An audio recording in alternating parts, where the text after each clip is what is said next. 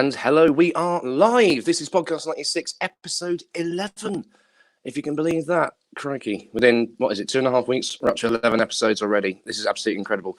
Thank you to everybody so far who has liked and shared our Facebook page. If you haven't already, then after this live episode, please go back onto the Facebook page, give it a like, give it a share. And also we are on YouTube as well.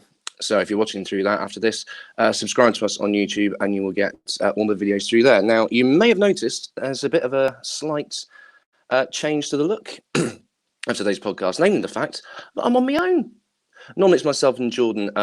Unfortunately, Jordan is feeling a bit under the weather today, so he's asked me to take the reins. He's assured us it's absolutely fine. It's nothing major that we're not talking about. He's fine. He's just having a bit of an off one, but he is still watching, and hopefully he'll comment at some points during the podcast as well. Before we go and introduce our guests, just a couple of things, a couple of parish notices. Like I said, like and share on YouTube and all that sort of thing. It's looking like holiday parks are not going to reopen until July, which is what myself and Jordan do. We work for the same company. So we've now got a month and a half left of doing these podcasts at the rate we're doing them. So obviously we need more guests. If you want to come on, be a guest, or if you've got a suggestion for anyone you think would be good, then you can message myself, Jordan, or Andy, if you know us on Facebook, or you can message through the Facebook page, and we'll try and get them on. Coming up, we've got Sheepy, Sean Terry. He'll be coming on at some point. He's a friend of myself and Jordan's. He's also a colleague. And we've got Mr. Joe Slate, West End actor and current maze master at the Crystal Maze in Manchester. That's coming up very soon. However, on to today. This is one I've been really looking forward to.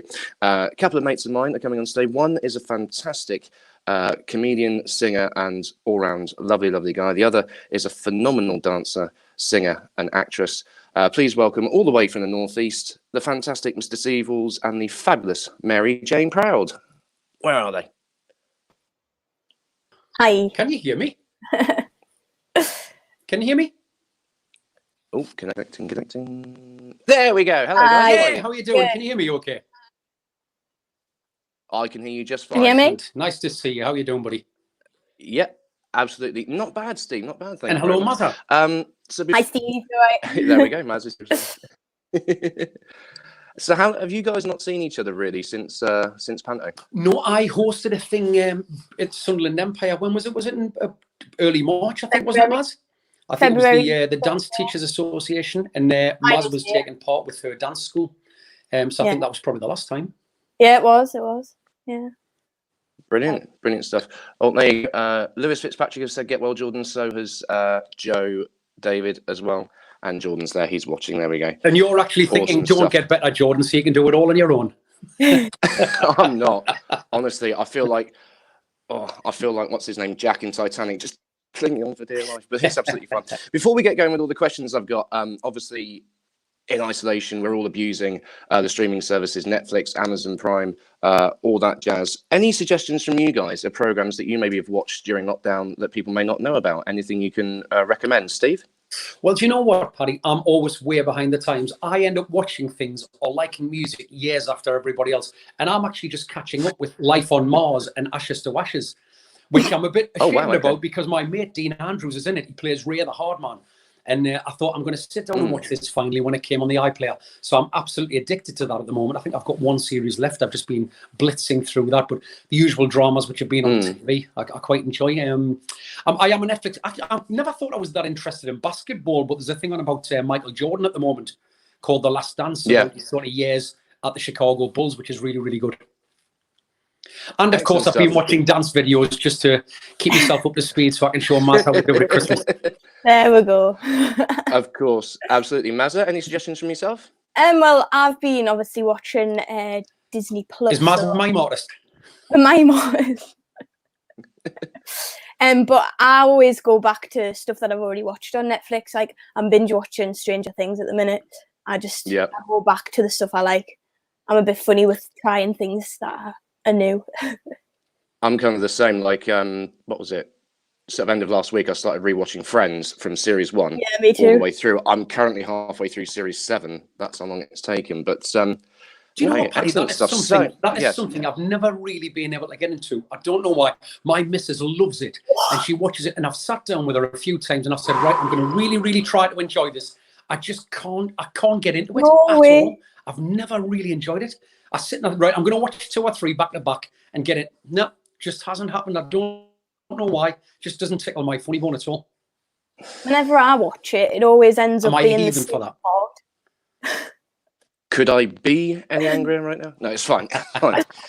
If possible, Awesome. I don't know if you can sort it, Paddy, as you are the technical wizard. I can't actually hear what Maz is saying, just in case she asks me a question or I have to interact. So I don't know if I can get Maz's mic on at some point. Okay, that'll be an issue for Andy. Andy, if you can drop us a message in the chat, that'd be good.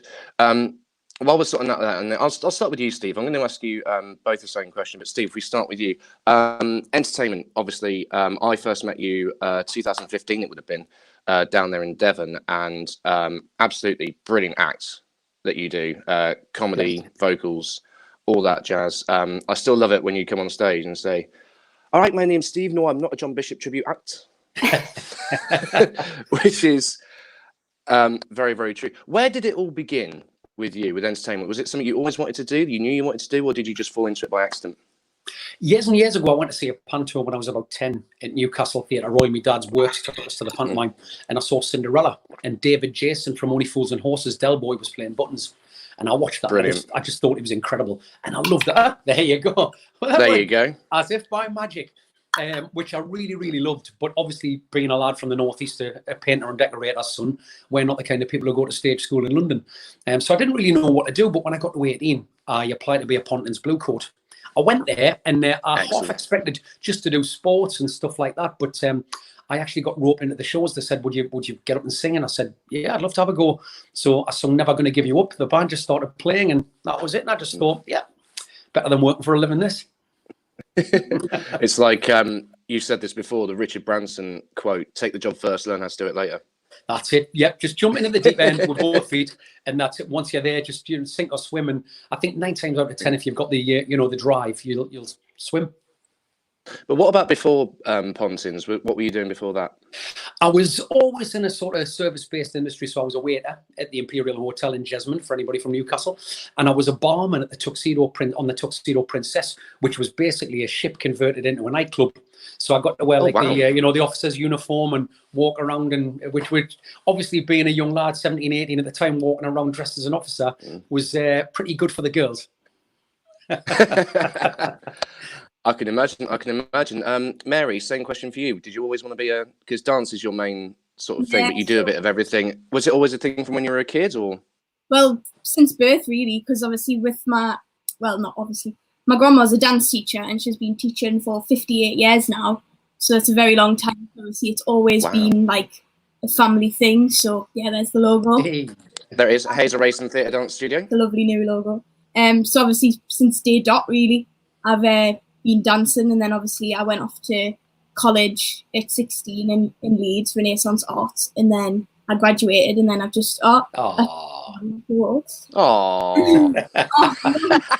what a little cherub! Look at that. Yeah, so I've just performed all my life, really, doing different productions, and then gone into a profession.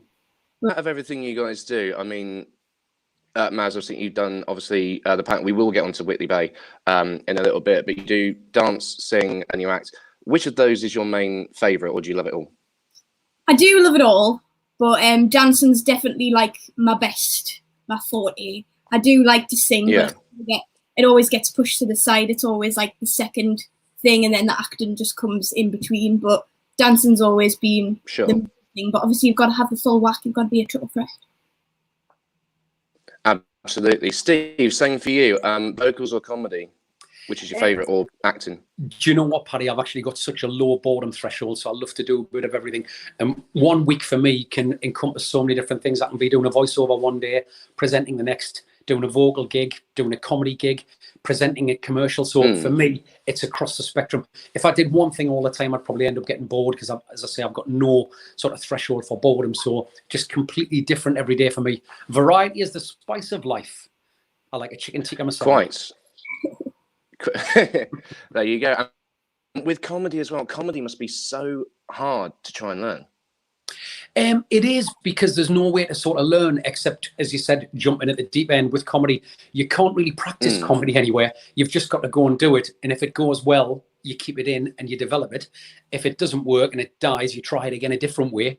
Then you maybe try it one more way. And if it still doesn't work, take it out and try and slot something else in. But there's really no hard and fast rule with comedy. You've just got to do it. And if it works, it works. And hopefully it does 9 times out of 10. Sure. Like you've seen on the bottom of the video, those of you watching, comments coming up. If you want to get involved, if you want to ask these guys that way, I'm pointing the wrong way. These guys a question. Tippity tap it in the comments, and Andy will get it on the screen, and I will ask that. But going back to the holiday parks, Steve, that's obviously where I first met you. And obviously you've been doing the job that I do as a blue coat and everything. What is it that you like about holiday parks? Is it the atmosphere, or do you find it easier than, say, doing a corporate, or what? It's a different kind of gig, really. They haven't got really much of an attention span, as especially kids now in holiday parks. So I find if you're doing a gig, I don't know if most comics will probably tell you the same, I would imagine, Paddy, but when you've got to just go bang, bang, bang and keep them entertained. If you do a long, drawn-out gag, which is quite subtle and takes a while, they'll lose interest straight away. So what I tend to do is I do a really bang, up-tempo number, a couple of quick fire gags, again into another number, get somebody on stage, involve them, bang into another song. And I think that's the way to work holiday parks now. Kids have so much at their disposal, don't they, to watch, that they haven't really got the time just to sit and, I mean, when I was a blue coat at Pontins, we used to have to sit and dress the stage. We sat at the front and people were actually quiet and they'd sit and watch. They were very respectful of the acts. But, obviously things do develop. I think holiday parks are a fantastic learning curve. And I wouldn't say it's a regret. But I only did 1 season as a blue coat, and then I became a professional act. I wish I'd done another 2 or 3 years as a coat, and then maybe become an ends manager, because I just thought it was such a brilliant way to learn stagecraft. I watched other acts as they came in. You learn how to read people. It's just such a brilliant. And to be honest with you, Paddy, it's the only learning curve now for a young entertainer. There's no other way. Yeah. Years ago, there was friends of mine who started in working men's clubs, started developing an act and move on from there. You don't have that anymore, really. There's not that many around to learn in. So really, you've got to start in holiday parks. And anybody who goes into a holiday park thinking they know it all, I think they will soon have that knocked out of them as soon as they realise once the people are there, you learn quickly. And the best ones, like you say, like yourself, carry on and you go from strength to strength. I mean, it's like I said, I went back to my college a couple of years ago with my mate Joey to sort of give a talk about what we do, because he's done Wicked in the West End. Like I said, he's now a maze master at Crystal Maze. And I've said to the guys, look, after college, if you want to go to uni, that's awesome. But I'd say do a gap year and do it on a holiday park. You get stage experience 6 nights a week and you're getting paid. You can save up some money for uni. Yeah. Absolutely. Maz, have you ever been to a holiday park, either as a performer or as a guest? So with the company that I work with, is called iStage. I've done a few gigs within the holiday parks. Like, so I've done like a princess show and also like things like that. I've only done a couple, but I've not done like the full experience and stuff. But just a few one-off gigs here and there iStage. Oh, okay, cool. Again, guys, if you've got any comments, please put them in and we'll get some of them through. Obviously, we're all in lockdown at the minute. What are you guys doing to occupy yourselves? Because I know, Maz, you went on Blue Genie, which is a panto company that supplies Whitley Bay. You did a live for them, which is brilliant. You're starting up a virtual dance class, I believe, which I think we've got the poster for. Oh, there we go. There it is. Yeah, so... No, that starts on the 18th of May. What can people expect from that? So it's just a bit of fun, really. I started at the first week of lockdown thinking, what can we do to keep everybody entertained, like while things are obviously unfortunately like lockdown. So we did a 30-day challenge, which was so much fun. All the kids absolutely loved. Obviously when that ended, I was like, what's next? So obviously I've decided to do these classes. So I'm going to start filming them this week, ready to publish next week. So I'll be doing like each subject. Brilliant. And it's just basically for a bit of fun. I'll be doing like a routine for each subject. So I'll start the class with like a little warm up, and then we'll do a routine, and then each week we'll add a little bit onto the routine. And it's all just for fun and just to keep it going until we can get back into the studio. because obviously we don't know when we'll be back, because it's really hard to say at the minute because everything's like hokey-cokey. It's like we're in, we're out, what's happening, do you know what I mean? So it's just to keep them keep the kids dancing until they can get back into their studios. I've opened it up to and obviously all people, but obviously it's mostly kids from my dance school. But if anybody else in the whole UK wants to get involved, it's fine. I'll add you to the group. But it's just something to keep me ticking over. Perfect. I don't want to become a lazy dancer. Absolutely. And Steve as well, just before we came on, you've been homeschooling your lovely little girl Charlotte. How's that going? Yeah, I was just saying I'm not the most patient in the world, unfortunately. I haven't been blessed with the most patience, so I'm fine for the first hour. And while she's learning and she's enthusiastic, as soon as she starts sort of venturing off and not getting interested, I start getting a bit frustrated. But to be honest, I think I'm doing better than I expected. If you'd asked me beforehand how I would do, I would have said it would have been totally disastrous. It hasn't been disastrous, but it's been a challenge. I'm not going to say I was happy when they said they might be going back on June the 1st, but I did feel like cracking open a bottle of champagne. And how's it? Do you find you've got a new respect for teachers who do it for a living, or? Oh, massively. Well, my missus is a teacher anyway, Paddy, so she's head of performing arts at a girls' school, and she puts productions on and stuff, so I see how hard teachers work anyway. But obviously, with relation to sort of little tots, to keep their attention is so difficult, isn't it? It's, you know, she wants to go and watch, you know, what was on the television at the time. She loves Peppa Pig and stuff like that, so she starts asking about Peppa Pig halfway through a sum. I say, can we just get to the end of this, darling? Yes, but Daddy, what about sitting there just picking up pencils? And so it's, it is a challenge. So my respect is massive. Anybody at the moment, I think, not just teachers, obviously care workers. I host a lot of care awards and stuff. So my respect has always been massive for care workers anyway, and NHS workers. But obviously, I think this has been sort of quadrupled for everyone in the UK, realising what they've done for us. And obviously, Mary, is what you were a teacher at the Hazel Racing School, is that right? Yeah, I help out teach. Yeah. How did you find making the leap from, obviously you're a professional dancer, making the leap from doing that to teaching as well? Did you find it hard to get into the teaching role, or?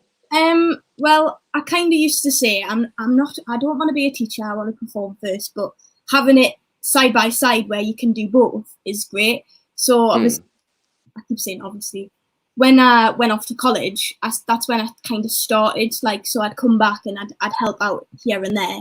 And then obviously I did my IDT teachers at college, and then I came out of college and then started to help out. But I do mostly like the competition side for the kids.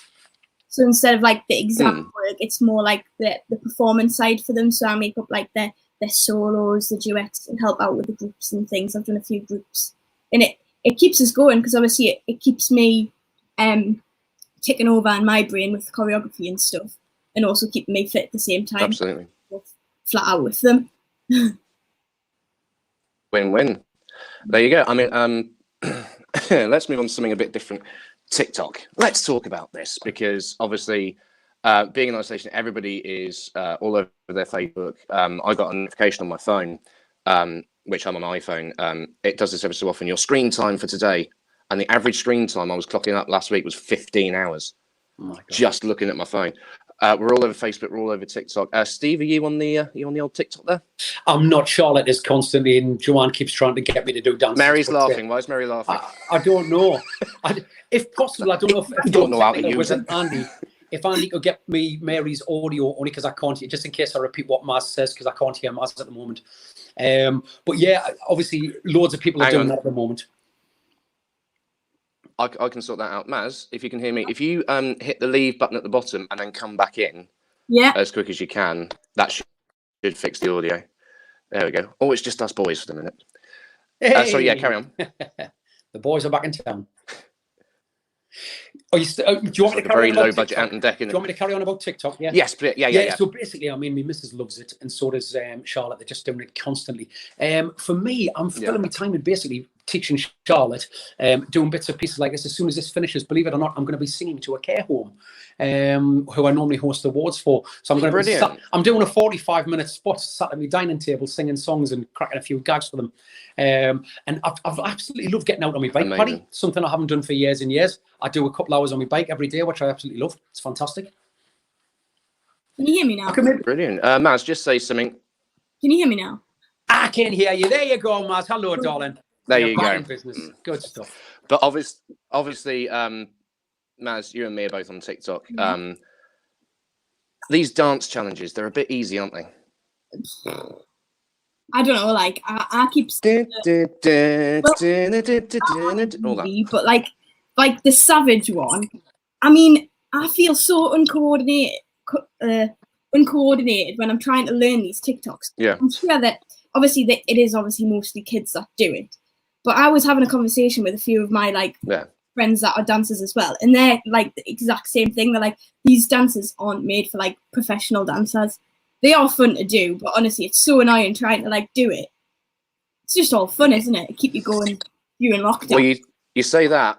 I found something, and this guy, he posted it as an actual video, but on the bottom he's like, "This is what you call a dance challenge." And I've got it here. Have a look at this. See if you can learn this.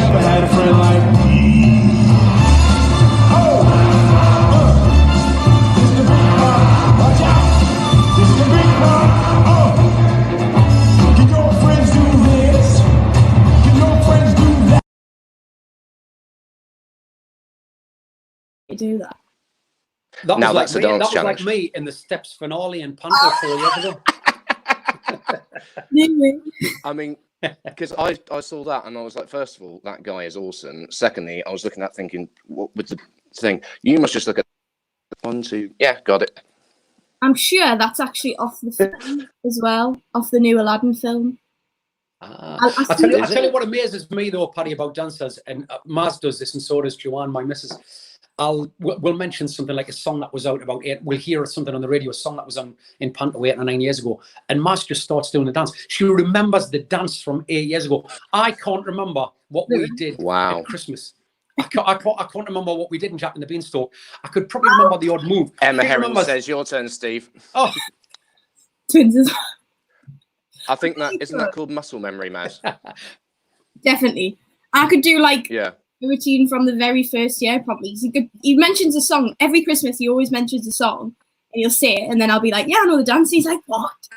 Unbelievable. Honestly, it baffles me. It baffles me. It takes me about, I'd say, 3 weeks to learn a dance and about 1 day to forget it. Literally, not even one. That's what I kind of like in the holiday parks when I've been on the park that does shows. The choreography has been fairly sort of easy when you're singing, but then it's got like a bit of a gap, and that's where you kind of do a little bit more. For someone like me who party dances, love them. I can remember all of them. But yeah, they're a bit different. It would be remiss having you both on here if we didn't talk about Whitley Bay. Whitley Bay Panto. The last one you did was Jack and the Beanstalk, and you celebrated 10 years together. There it is, 10 years at the Whitley Bay Playhouse. That artwork is just fantastic. It's lovely, isn't it? Gary presented me with that, and he presented Maz as well at the end of the very last show. And what was lovely, he had my family there as well. I think your family, a lot of your family were there as well, weren't they, Maz? Oh, there we go. And cake. There you go. There's cake. Yeah, it was lovely. They made a cake. Helen, Mary's mum, made us a cake, and it was lovely. It was so touching. That was really, really nice. And it was a bit special for both of us, wasn't it, Maz? Yeah, totally. Yeah. Because I was really touched by what Gary did, though, to get all the family there, and especially to have that collage made. It was lovely. And yeah, there's the old cast from last year. We had a good laugh, didn't we? Yeah, it was fab. Yeah. It was so nice to do it and you not even know all your family was there. I know. I was gobsmacked. I thought he was kidding. Yeah. And I actually think, I don't know if Maz agrees with me, I think the last one we did is probably one of my favourites. I think it's one of the strongest shows we've done. Definitely. It was amazing. As a complete show, as a cast, and dancing and singing. Everything was just Whitley Bay Playhouse obviously underwent a refurb, and it reopened in 2009. That must have been your first year. I think it was my first. Did you do the very first one? Yeah, I did the first one, then I missed it there, and then I came back because we've each not missed it yet. And I think I came in the year that you didn't do the first year. You didn't do Snow White, so we both done 10 years, but we missed one with each other. But okay. I mean, Mary will tell you that the Playhouse has just got a unique atmosphere all of its own, hasn't it, Maz? It's brilliant. Oh yeah, such a lovely. Well, you've been, Paddy. You've been to see the show. It's just I try to explain. It's hard to explain to someone if they haven't been to a theatre, but I think every theatre has its own personality, and Whitley Bay really has that. Absolutely, it's big enough to look lovely and like an important auditorium, but it's small enough to be really intimate, and you can see faces, and the atmosphere is just lovely. I love the place. I absolutely love it. I've been lucky. I've done Blackpool Grand Theatre for Panto, the Marlow Theatre, Canterbury, Manchester Opera House. I've done some beautiful theatres. But I think the Playhouse just has a little bit of my heart. It really does. I just absolutely love the place. It's home at Christmas. Yeah, like I say, it is. It's a 630 seater place, so it's large. But again, like you say, when I walked in there first, I was just like, ooh. It's like it still looks new as well. Like how they've done it, and the glass out the front is absolutely amazing. Obviously, having done 10 years, I'm going to impose a tough question on you both now. Ooh. Obviously, there's been a lot of celebrities that come in over the year. My personal favourite was 2 years ago, Peter Pan with Anthony Costa, which, Steve, you got me to meet him at the end. It was fantastic. I went with my mate Cook, James Cook, who you know, Steve. And at the end, there was the blue medley. And there's me sitting next to Cook giving it, one love for the mother's pride, one love. He was like, sit down. Sit down. Yeah.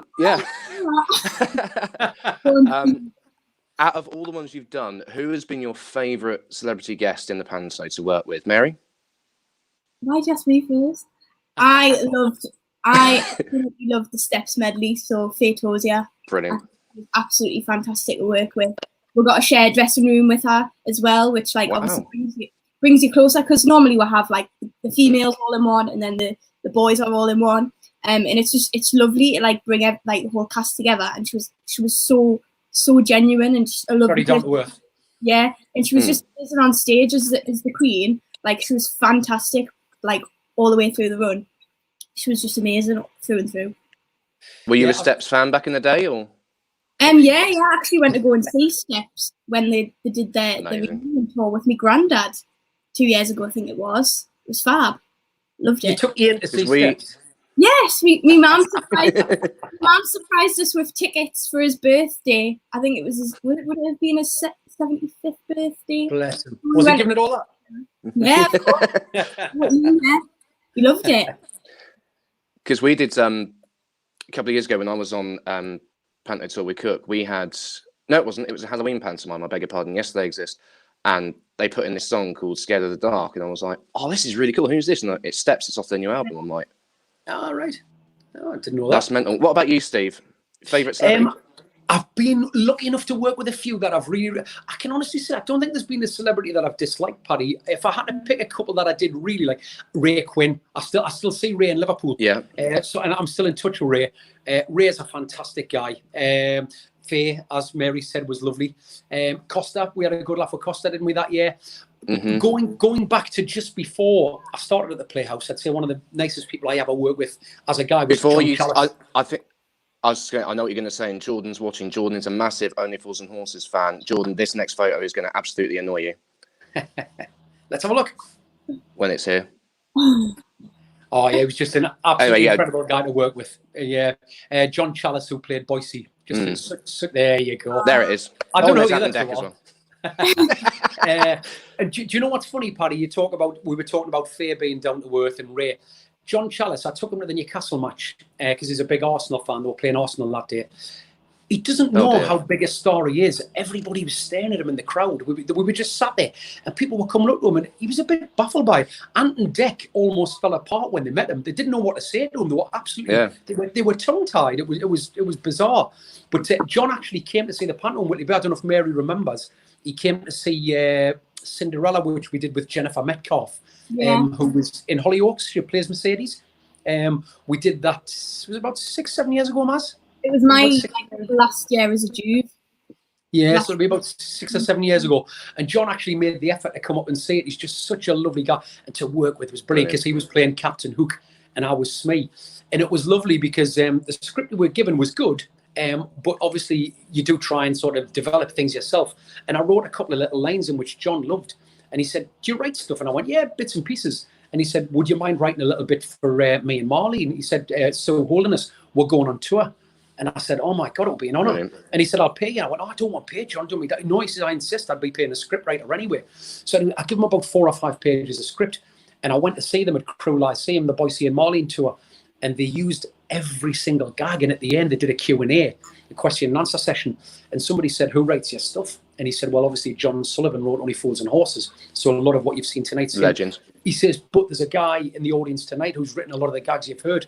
Steve Wall, Stand Up and Take a Bow. You know, he says, I did panto with him. He was great. And as a complete surprise to me, he just said, by the way, Steve, I put you in my autobiography as well. And he did. He wrote about me and being in panto with him. And so that was one of my proudest moments. Incredible. Favorite panto? I'm standing like Hayden, aren't I? Favorite panto story? Just like the story of panto. For me personally, it's Aladdin. I don't know why, but I just love that story. Steve, for you? As a panto to do, it's got to be Cinder's. I love the story of Cinderella, and it was the first one I ever saw. So it still is such a magical story. If Cinderella Buttons was your dream role, wasn't it? Buttons, definitely, Buttons is a lovely part to play. If you do Cinderella right, there's magic in it. There's also heartbreak in it, and there's also funniness. There's everything. I do like Aladdin as a story. I love Peter Pan as well, Maz. I don't know what you think. I actually love doing Peter Pan as well. Yeah, I like doing Peter Pan because obviously. Hey, there you go. Sunderland Empire 2010. Oh, the 3 times I've done Peter Pan, I've actually had a part as well as danced.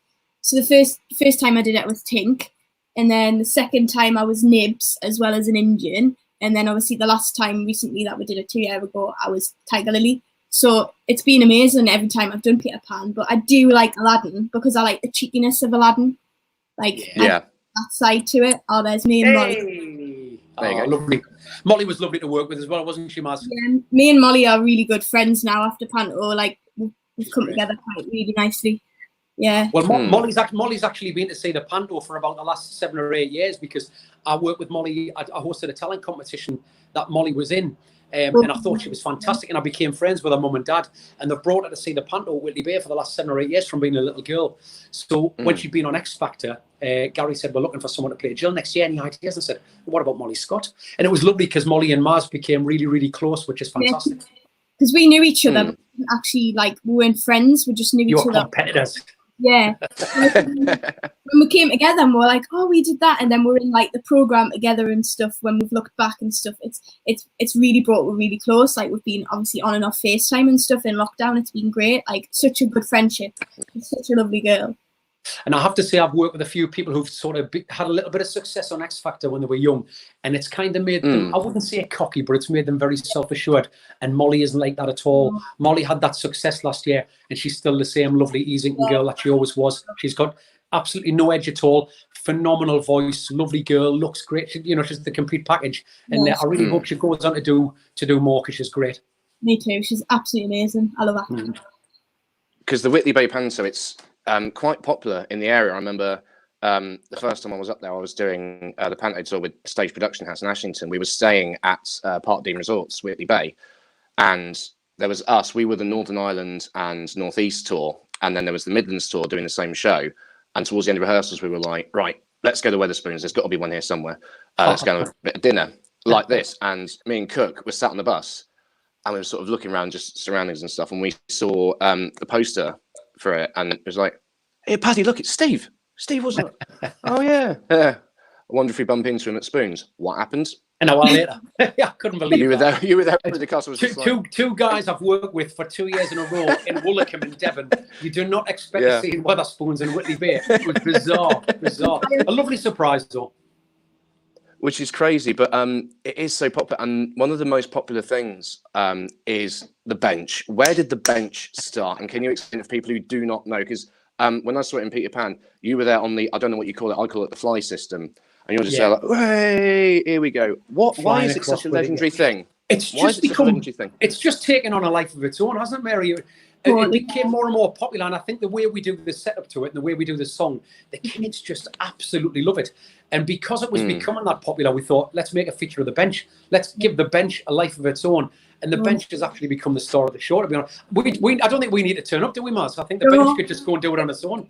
Just spotlight on the stage with the bench. Everybody's yeah. Get the bench to do a bit of TikTok, and I think everybody will be happy.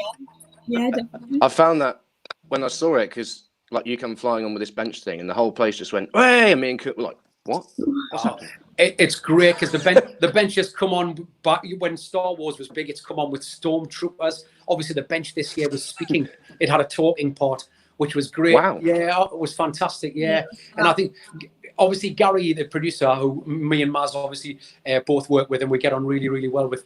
Gary's obviously keen to extend that because the people do love the bench so much. They've actually had Facebook things looking for it all over the place. And the bench turned up in Whitley Bay having an ice cream, and then it was missing one year, didn't it? Hey?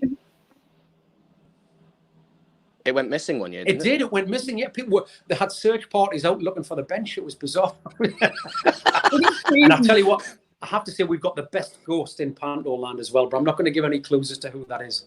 Top secret, that, isn't it? It is. It is. We'd have to kill you. That's fine. A question that I know Hayden always asks. If you don't know, by the way, people watching, if you haven't heard of the Panto podcast, Hayden Parker, go and find it. You can get it through podcast if you've got iPhone.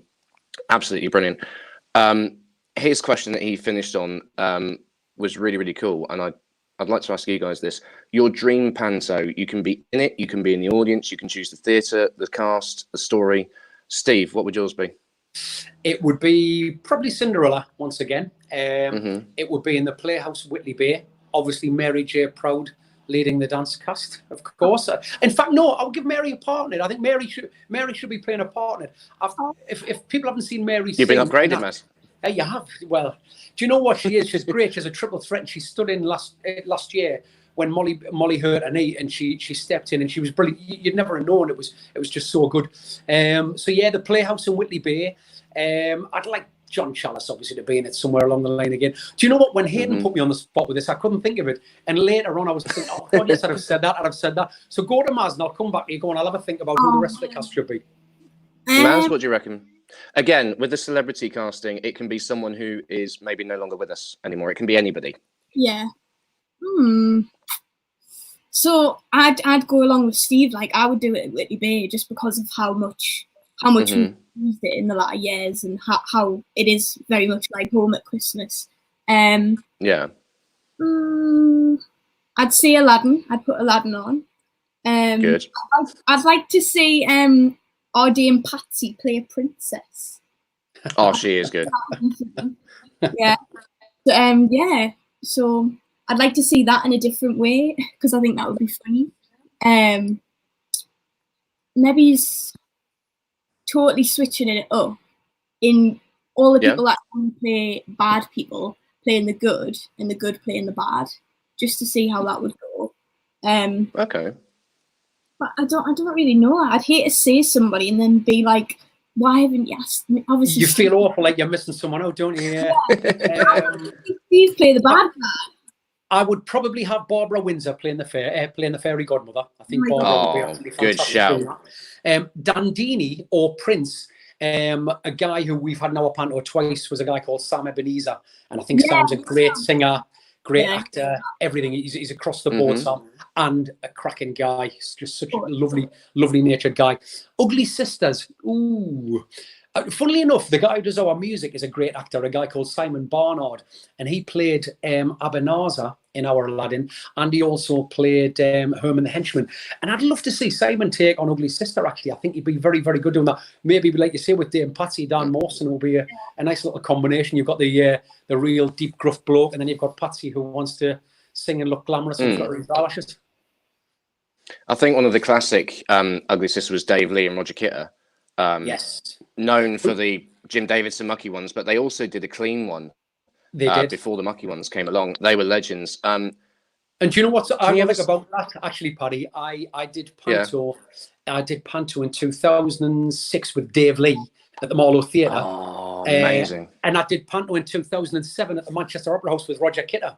So I did panto with them back to back in the 2 years, and they were both great. Yeah, they were both excellent. But coming together, they just had something about them, didn't they? They were fantastic. And obviously, you probably do principal comic in most of your pantos, Steve, that you've done over the years. I've been principal comic in every one year. So this year will be my 25th year playing comic. Yeah. And Maz, if you could, I don't know if I put myself in it, though, Paddy. I don't know if I put myself in the panto. I think it would be quite nice just to sit and watch it. I'd love to go back now, having been a panto comic for years and years, and watch David Jason do it again through the 10-year-old's eyes, you know, through my eyes now at the age I am, because I thought he was brilliant. But I wonder what I think now watching him again. He'd probably still be just as good, to be honest. I think your thing with David Jason is like me and Les Dennis. He was the first person I saw as a young kid, and he's obviously, if you watch Coronation Street, Conor McIntyre, who played Pat Phelan, he was the villain guy, and he watched Les Dennis's character have a heart attack, but they were on as ugly sisters, and I was just like, that's amazing. Maz, if you could cast yourself in any role in Panto, what would it be? Oh, I don't know. I've had the chance to be a principal, like just on a one-off, and that was that principal girl. That would be the dream, I guess. But obviously, I do love to dance in Panto. Yeah. But I'd definitely like to be a principal girl eventually. Obviously, I've had the fair few parts in the latter years, and then obviously I went on for Molly that time, and it was fab. But I think obviously secretly I would miss the dancing. But then I realised that like, if you are a capable principal girl that can dance, then you can dance as well, because obviously in the songs and stuff. But I know it would be hard, but I think I would enjoy it. Do you know what's funny? What's funny as well is, Paddy, quite often people ask you who you'd be in Panto with, expecting you to name celebrities. Quite often, some people who are just fantastic gigging actors and sort of triple threats. I worked with a guy in 2007 called Richard Reynard, who played Dandini in Manchester Opera House, and he was absolutely brilliant. He was phenomenal. Now, Dandini can be a bit of a nothing part, or if you're a big name, they might extend it a bit. He made Dandini absolutely magical. And even though I was playing buttons, I would say, you know, he was kind of on a par in terms of sort of comedy. And obviously he was a better singer than me, better dancer. But he was just absolutely brilliant. And in that Panto, we had a lovely Cinderella who I'd happily work with again, called Tina O'Brien, who was Sarah Platt in Coronation Street. Sarah Platt, yeah. And she was a magical Cinderella. She was absolutely lovely to work, as was Bernie Nolan, who played the fairy. She had the most beautiful singing voice I've ever heard. Again, I'd say James Cook, our mate, all the pantos I've done with him, I've always been Prince and he's been the villain. And we go back every year, and the sword fight choreography is exactly the same. We remember it from the year before. But he's a bit of a git because he always tries to put me off. Like there was a scene in Robinson Crusoe we did where he's Captain Hogwash. She's tried to steal the treasure, and we had this sort of thing going on, like thing like this. And I was putting on a stupid accent, and he was like looking at me. He just pulled this face of that and started slowly doing it with us, and that put me right off. Absolutely stupid. What is the situation? I don't know how much you can tell us with Whitley Bay Panto this year, because we've covered this in other podcasts. Cameron McIntosh has said theatres probably won't open until next year. Brian Connolly has come out and said Panto probably won't happen until February. What's the situation with Whitley Bay? Because you've got Snow White coming up this year, haven't you? We have. Well, hopefully it's still going ahead as planned. We might be in a more fortunate position. I think if you're a sort of 1,200-1,300 seater theatre, you might be able to have a bit of social distance between you. But then again, if you've got a theatre that size, how much is it going to cost you to stage that production? So you might have to fill it to make money. Absolutely. Because we are a smaller venue. Hopefully, fingers crossed, things might be back to normal by then. I know that Gary, our producer, is still planning for that, as we are. So fingers crossed, it'll really. there you go. That's what it's going to be. He's 2 meters behind you. I'm very impressed with the guy who's putting all these pictures and graphics up. Is that Andrew? He's done a very, very good job. That is Andy. Yeah. Well done, Andy. But fingers crossed. I'm still hoping it's going to go ahead. If everybody can keep social distance now and get through this period, then hopefully by August, September. But obviously there needs to be a certain time for producers to be able to publicise it, to get posters done, have press launches and stuff. I'm fingers crossed. I'm an optimist. I still think it's going to go ahead. What do you think, Maz? Yeah, me too. I hope so. It's Christmas. What's Christmas without Panto? Gotta have it. I'll be heartbroken if not. But fingers crossed. And let's hope that. Because I mean, there's something I was thinking about. I can't remember. I was talking to a mate of mine. It was Alex Belfield actually. Was chatting to him, like, said, worst case scenario, because Andrew Lloyd Webber's done the streaming of like some of his musicals online. What if, worst case scenario, you set up in Whitley Bay and you did a live stream? Do you reckon that would work as a possibility, or do you think that without the audience there, you can't really get if the gags are working or not? I think we could do it. I think we could stage it. Obviously, like you say, you need the audience there for the atmosphere and the, obviously you're not going to really hear laughter, are you? So it's quite hard to time gags if you cracked a gag and then you're kind of waiting going, are people laughing? Right, let's move on. That would be the difficulty. But I mean, to be honest with you, if that's the way it had to be, I'd quite happily do that. I think it would be a shame if panto was missed for 1 year because, you know, kids love it, adults love it. It's such a part of everybody's life, not just Christmas. Do you know what I mean? Like, I couldn't imagine Christmas. Absolutely. No, completely. June Taggart said, hopefully panto will still happen. I mean, I hope it does as well. Because again, I was going to come up and see it this year, so that would have been cool. Book your train. Be optimistic. Oh no, I'm doing a flight. Do you know how long it takes to get? I'm right down south. Do you know how long it takes to get there by train? 6.5 hours. Sod that. Plane, hour and 15. Perfect. Good man. I knew you had money. But no, just before we go, first of all, again, anybody watching who hasn't liked and shared this page, that's me doing the logo, please do. Any quick questions you got for Steve and Maz would be amazing. Is there anything you want to ask each other or you want to ask me just before we go? Obviously, you said July. Can you see holiday parks opening in July, Paddy? Do you think that's still a possibility? It's what the government is saying. Joe David says pantos for life, not just for Christmas. Absolutely. That's what the government have said. But if we open, again, we're going to have to do the social distancing and stuff. Like if you've seen in supermarkets now, they've got the Perspex thing. There was talk of bringing one of those in for bingo sales. You know, I mean, how it's going to work when we do production shows, PRing is going to go right out the window, I'd imagine. So honestly, I don't know. Once we get back, it'll be the case of we'll have probably a week to obviously clean backstage because that hasn't been hoovered for a while. Mop the stage, get the venue back up and running, go through the shows and all that sort of thing. So honestly, I don't know. I hope it does. Everything's up in the air at the moment, really, isn't it? In terms of once things are up and running again, it is going to take time for sort of venues to start publicising shows again and stuff like that. And now, I mean, I've heard this morning. I don't know what's going to happen with holidays this year. Do you think holidays are knocked on the head, or I don't know? Well, again, like I said before, I work for Park Holidays UK. We offered, when this all started, we offered people a straight choice. If you booked a holiday with us, you can do one of two things. One, get in contact, 100% refund, no questions asked. That's your choice. Or if you reschedule, you can reschedule for later in the year. Plus, we'll refund you 20% of your booking. As like, we realise this isn't our fault, but this is our little way of saying sorry, which is really cool. But yeah, I saw that on the news this morning as well.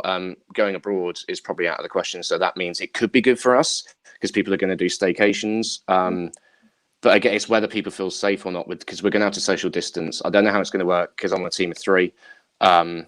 Whether we're going to be able to, you know, I mean, party dancers on stage, if there's 2 of us, easy because our stage at Martello is quite big. But yeah, honestly, I don't know. We'll just obviously, if that does happen, the sad thing for me there is obviously, I mean, I do cruises, which obviously would mean they're. Oh, there you go. Sorry, Jordan, who's normally my co-host. Hope you're feeling well, mate. Furlough extended till October, so don't reckon we'll have a season. Well, we'll see, because they said to us, you know, it could be the case of we'll go back. We might have to help out, you know, on housekeeping and stuff like that. I mean, I'm someone, no job is beneath me. You know, if grounds want to give me a leaf blower and just go and clear the pathways, I'll do that. If they want me to, you know, deck scrub the kitchen, I'll do that. Yeah. But no, we'll see. Hopefully, panto will go ahead. Anything else from you, Maz?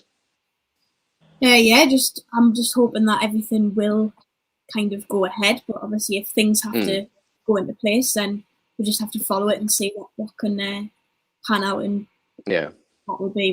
But it's one of those things. It's kind of I do feel a bit for a lot of my sort of friends of mine who are actors who are doing ships, because a lot of them just do ships, they don't do anything else, and that's obviously going to be them sort of snookered for the foreseeable future. I do other stuff, you know, as you do and as Maz does, so I can do other stuff like awards ceremonies and you know, maybe events where if they do limit the amount of numbers, I can still do that in the UK. But for acts who sort of rely on going abroad, that's going to be a tough time, and I really, really feel for them, and I just hope as many come through this as possible at the end. Oh, Keith Chegwin. Oh, there you go. When you need a smile on your face, Keith Chegwin. God bless his soul. That's the thing. I've still got a few friends that are out on the ships that are still stuck. I just hope that they get like home safe and hopefully like it can be rehearsals can be done. Done prep without meeting that's in your person. mum. I mean, yeah, we've got totally agree, Helen. we've got totally agree. We've got the fantastic thing of Zoom. So if you want us to do a line read, you can do it through Zoom. Yeah. Who knows? We'll see. I mean, it sounds childish, but one of the things we were going to have this summer was Sooty. He was going to do a live show, and I'm gutted. I'm at the age I am, and I still watch Sooty. Is that childish? Oh, not at all. Not at all. Great. Fantastic. I think it's a legend. Listen, both of you, Steve, Maz, thank you so much for coming on. It's been absolutely brilliant. Final thoughts from you both? Just everybody get through this as safe and as healthy as we can. Obviously, we're talking about will entertainment happen in the grand scheme of things when people's health is sort of coming into it. Entertainment doesn't really come into it. It's, people's health is first and foremost. So fingers crossed everybody gets through this safely, and we'll see everybody at the other end and have a large beer when it's all over. Definitely. Maz? Yeah, I just hope everybody keeps safe and power through and just keep sane until we can get out of this, and just keep the faith, Maz. Keep the faith. And hope that by the end that we can come together and everybody supports everybody at the end as well as now. Completely. Before we go, obviously, Steve, have you got a website or anything people can find out details of you if they want to book you for anything? I have, yeah. It's www.stevewalls.co.uk, or if it's nice like a comparing corporate event, www.ukcompare.co.uk, or Twitter at Stevie Walls. Fantastic, and hopefully all things going ahead. Whitley Bay Panto 2020, Snow White and the Seven Dwarfs. Have you got the talent for that yet? Do we know who the famous face is, or is that not confirmed? Okay. Have we got the talent for Panto? I was going to say, it's a bit rude, isn't it? No. You know what I mean? I do think Gary has got his sort of top of the bill lined up, but obviously until we know what's going to happen, we can't really divulge anything. But if it does go ahead, hopefully as planned, it is someone who I was excited to work with. I know you wanted Chico at one point, didn't you? Oh, well, Chico's a mate of mine. I'm very lucky. I see Chico on a regular basis. I do lots of events with him. So Chico will be like doing Panto with a really good buddy. It'll be nice to do Panto with Chico. He's a great character. Have you met him? Yeah, while I get on holiday parks a few times. We're friends on Facebook, but that's pretty much it. I don't know if Maz met him. Did you meet him when he came to the Panto, Maz? Yeah, we did. Yeah, we all met him. Yeah, he's fab. Oh, he's such a lovely guy. Do you know what, Paddy? He's one of them guys, Chico, where he's kind of cool, not to like, isn't it? But everybody does love him. And every time it's a mate of mine's birthday, I'll say, can you get Chico to do a birthday message for me? And do you know what? The amount of people he's done messages for, and he never questions it. Within 2 minutes, he always says, Stevie, baby, let me put the hat on. So he puts his hat on, does the message, and sends it straight through. He's such a lovely guy. He just does it. He doesn't through Cameo. He just does it on his own. He just does it on his own phone on WhatsApp and sends it through for me, yeah. Legend. Yeah, he's great. On first, that didn't a lot. Yeah, he did. Yeah. So that's details for Steve. Again, Maz, we've been talking about the Hazel Rayson Theatre Dance Studio. Check them out. They're on Facebook. They're on Instagram. There's the Facebook one there. Again, Maz is going to be doing online dance classes. Where can they find that, Maz? So if they either message me, like direct on Facebook, and then I can add them into a private group that I have on Facebook that can give them all the information. But obviously, if they don't have Facebook, if they can get in contact through any social media, and I'll just let them know the information.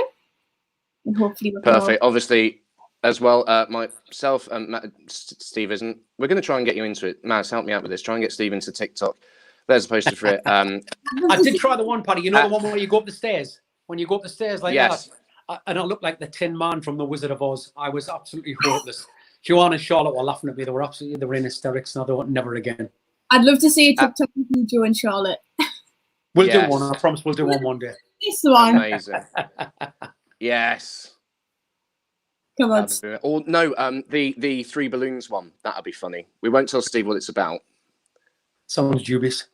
Bit if Joanne can do. No, you just get given a pin or a knife or something. She chucks 3 balloons at you. All you've got to do is burst them and get them on target. Simple as. I thought you meant the act where the blokes stand there and they've got nothing on. They cover themselves with the balloons and one moves one and covers the other one with the other balloon. I was going to say no. No.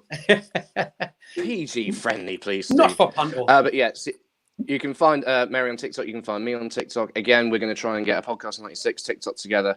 But yeah, we're coming up for an hour, so I think we'll end things there. Steve, Maz, both of you, thank you so much for coming on. Stay on the link because we'll have a quick chat afterwards. And obviously, just to remind everybody, Podcast 96, we support mentalhealth.org.uk. It's the Mental Health Foundation, because in these times, especially in entertainment, you know, those of us who are in the industry, it's probably affecting us quite a bit. But also anybody, if you've got any questions about mental health, you can go to that, which is mentalhealth.org.uk. Like and share this page. If you're watching through YouTube, find us on YouTube as well. And like I said, we've got loads of guests coming up. We'll do an update on that in a second. There it is, the Podcast 96 Facebook Live, YouTube Live, all of that jazz. You two have been absolutely fantastic. I've loved having you both on, and it's been a good chance to catch up as well. Absolute pleasure, buddy, and lovely to see you, Maz. Lovely to see you too, Steve. Cool. Like I said, stay on the link. But that's it for us today. Episode 12 should be on Sunday. We may do the game show on Thursday. Don't know yet. Still need to find someone for that. If you want to come on, or you can recommend someone to come on, then please do. But for now, whatever you do with the rest of your day, have a fantastic one. We'll leave you with a couple of TikToks. Cheers.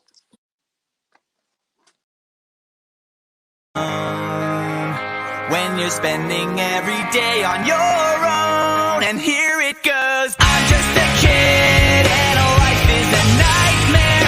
I'm just a kid, I know that it's not fair.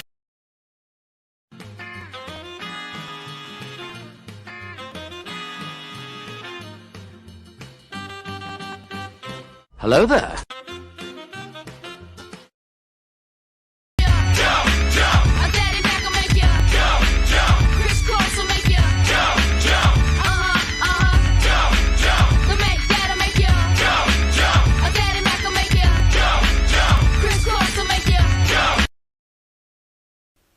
Here we go then, TikTok. I've got a little game for you here. This involves 3 different playing cards. The first one is this top one here, which is the 4 of Hearts, okay? The 4 of Hearts goes down just there. It also involves this card, the 4 of Diamonds, and that goes down just there. It also involves the most important card, which is this one here. This is the Ace of Spades, and this is the one that you need to keep your eye on, okay? So we'll put that down just there. Now, here we go. We're going to shuffle up the cards. Keep your eye on the ace. Follow it. Shuffle, shuffle, shuffle, shuffle, mix, mix, mix, mix, shuffle, shuffle, shuffle, shuffle, mix, mix, mix, mix, mix, mix, mix. Did you follow it? Well, let's see. If you thought it was here, you're wrong, because that's the 4 of Diamonds. If you thought it was here, you're also wrong, because that's 4 of Hearts. But if you thought it was here, then you have to give this video a like and give us a follow. Cheers!